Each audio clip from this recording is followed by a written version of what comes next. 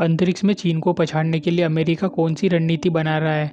अमेरिकी space agency NASA के chief bill Nelson ने कहा है कि चांद की खास जगह पर सबसे पहले पहुंचने के लिए उनका चीन से कंपटीशन है। उनके इस बयान ने 1960 और 1970 के दशक की याद दिला दी है, जब अमेरिका की अंतरिक्ष को लेकर सोवियत संघ से होड़ रहती थी। लेकिन करीब आधी शताब्दी बाद नासा इसमें से ज्यादातर काम के लिए प्राइवेट कंपनियों को नियुक्त करने लग गया है, क्योंकि ऐसा करने से इस पर आने वाले भारी लागत को कम करने में मदद मिलती है। ये नासा को प्राइवेट सेक्टर कंपनियों की क्रिएटिविटी का फायदा उठाने का मौका देता है। वो एलोन मस्क की कंपनी स्पेसएक्स का भी जिक्र करते हैं, जब 2021 में उसे चांद पर उतरने के लिए लैंडर बनाने के लिए उन्हें $3 अरब का कॉन्ट्रैक्ट दिया गया था। इससे उन्होंने अब तक के सबसे ताकतवर रॉकेट का निर्माण किया। अंतरिक्ष की इस दौड़ में दूसरी प्राइवेट कंपनियों को भी मुनाफा नजर आ रहा है।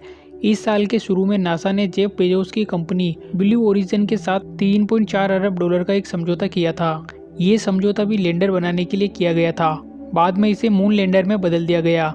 ये दोनों वो कंपनियां हैं जिन्होंने सरकार की अरबों डॉलर की सरकारी मदद का फायदा उठाया है। इसमें से बहुत सा पैसा कुछ हद तक चीन से आगे रहने की कोशिशों पर खर्च किया जा रहा है। दुनिया की दो बड़ी अर्थव्यवस्थाओं के बीच तनाव के बीच ये होड़ और ज्यादा बढ़ गई है। इस साल अगस्त में हमारा प्यारा भारत चंद्रमा पर पहुंचने वाला चौथा देश बन गया था, जबकि वह चंद्रमा के दक्षिणी ध्रुव पर उतरने वाला पहला देश बन चुका है। इस सफलता के बाद भी चीन का स्पेस प्रोग्राम एक ऐसा प्रोग्राम है जिस पर नासा बारीकी से नजर रखे हुए है। चीन ही एकमात्र ऐसा देश है जिसका खुद का प्राइवेट स्पेस स्टेशन है।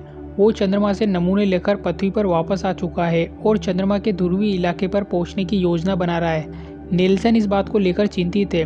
वो कहते हैं कि मुझे इस बात की चिंता है कि हमें चंद्रमा के दक्षिणी ध्रुव पर पानी तो मिल गया, लेकिन चीन वहां पहुंचकर ये कह सकता है कि ये इलाका उसका है। नेल्सन अपने इस तर्क को सही साबित करने के लिए कुछ लॉजिकल बात बोलते हैं। वे कहते हैं कि साउथ चाइना सी के कुछ हिस्सों पर चीन ने अपना दावा पुख्ता करने के लिए मानव निर्मित आर्टिफिशियल द्वीप बनाया था। नेल्सन ये भी बताते हैं कि चीन ने अमेरिकी नेतृत्व वाले आर्टेमिस समझौते पर दस्तखत नहीं किए हैं। वहीं चीन का कहना है कि वो अंतरिक्ष में शांतिपूर्ण खोजों के लिए काम करता रहेगा। उसने अपने अंतरिक्ष कार्यक्रम के बारे में अमेरिकी चिंताओं को लेकर कहा कि ये सब उसके अंतरिक्ष कार्यक्रम को बदनाम करने का सिर्फ एक एजेंडा मात्र है। ये सब बताते हुए चीन ने अमेरिका की सभी बातों को खारिज कर दिया। अमेरिकी अंतरिक्ष एजेंसी नासा स्पेस मिशन में कितना पैसा इन्वेस्ट कर रहा है? सभी देशों के स्पेस में मौजूदगी के चलते नासा बड़े पैमाने पर इन्वेस्ट कर रहा है। नासा ने कहा है कि एक साल में उसने $71.2 अरब का खर्च किया था। ये 10.7% ज्यादा है। हार्वर्ड बिजनेस स्कूल में स्पेस इकोनॉमी पढ़ाने वाले सीनेड ओसुलिवन कहते हैं कि ये पैसा प्राइवेट सेक्टर की ग्रोथ, खासकर स्टार्टअप को बढ़ावा देगा। ओसुलिवन पहले नासा में इंजीनियर थे। वो कहते हैं कि सरकार अक्सर स्टार्टअप कंपनियों के लिए फर्स्ट कंज्यूमर के तौर पर काम करती है। उनका कहना है कि ये अनुबंध उन्हें निजी निवेशकों से संपर्क कर और अधिक डॉलर्स जुटाने की इजाजत देते हैं। रूस 1957 में पृथ्वी के ऑर्बिट में उपग्रह स्थापित करने वाला पहला देश बन गया था। उसकी इस क्षेत्र में अमेरिका के साथ होड़ थी। यूरोपियन अंतरिक्ष एजेंसी के मुताबिक इस समय 10,500 से ज्यादा उपग्रह पृथ्वी की परिक्रमा कर रहे हैं। 4 एंडरसन अंतरिक्ष के क्षेत्र में आई तेजी का श्रेय वो स्पेसएक्स को देते हैं। एनालिटिक फर्म बिस्टेक के मुताबिक अंतरिक्ष में चक्कर लगा रहे करीब आधे उपग्रह पिछले 3 साल में ही लॉन्च किए गए हैं। वो मुख्य तौर पर 2 कंपनियों वनवेव और एलन मस्क के स्टारलिंक का धन्यवाद करते हैं। एंडरसन बताते हैं कि स्पेस इकोनॉमी केवल रॉकेट और सैटेलाइट हार्डवेयर से कहीं ज्यादा इंपॉर्टेंट है।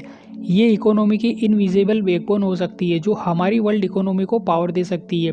वो कहते हैं कि अंतरिक्ष में सैटेलाइट की बढ़ती हुई संख्या और बढ़ती हुई कंपनियां इन सैटेलाइट की ओर से उपलब्ध कराए गए नए नए डेटा खोज निकालती है, जिसका उनके देश की स्पेस कंपनी इस्तेमाल कर सकती है। न्यूजीलैंड की रॉकेट लैब भी स्पेस इकोनॉमी की एक प्रमुख खिलाड़ी है। ये स्पेसएक्स की प्रतिद्वंदी है, जिसने अब तक 40 सैटेलाइट लॉन्च कर दिए हैं। इनमें नासा और दूसरी अमेरिकी एजेंसियों के सैटेलाइट भी शामिल है। हैरानी की बात तो ये है कि रॉकेट लैब के संस्थापक पीटर बेक पहले बर्तन धोने वाली मशीन के इंजीनियर थे। अब वो अंतरिक्ष में सैटेलाइट लॉन्च कर रहे हैं। वो कहते हैं कि धरती के अलावा कहीं आर्थिक संभावना है तो वो ये स्पेस साइंस के जरिए होगी, जो एक बड़े आइसबर्ग का एक छोटा सा हिस्सा भर है।